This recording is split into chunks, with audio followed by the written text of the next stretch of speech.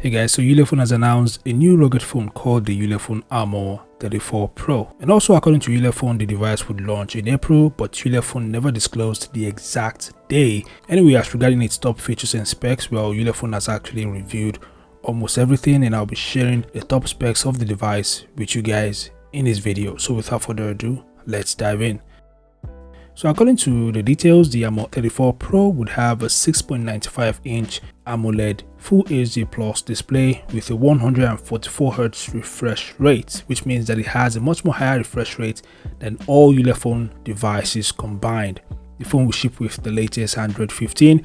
For performance, the device would be powered by the MediaTek Dimensity 7300 octa-core 5G processor paired with 12GB RAM and 512GB internal storage that can be expanded using the microSD card. Now in the camera department, the device would feature a triple rear camera setup consisting of a 50MP main sensor with f1.9 aperture, a 64MP night vision camera with 4 infrared lights, and a 50MP ultra wide angle lens. According to Ulefone, the device is capable of recording up to 4K videos at 30fps and it supports gyro EIS. The selfie camera is 32MP, capable of recording up to 1080p videos at 30fps. The device is backed by a 25,500 mAh battery and it supports 66W fast charging and 10W reverse wired charging. Other features includes a side-mounted fingerprint scanner, NFC, Wi-Fi 6, OTG. The phone is also rated IP68 and IP69K.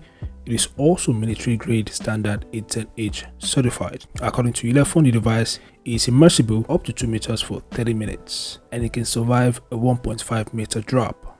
It also has a built-in projector with 150 lumens brightness and a 1200 lumens dedicated float flashlight, also known as a camping light.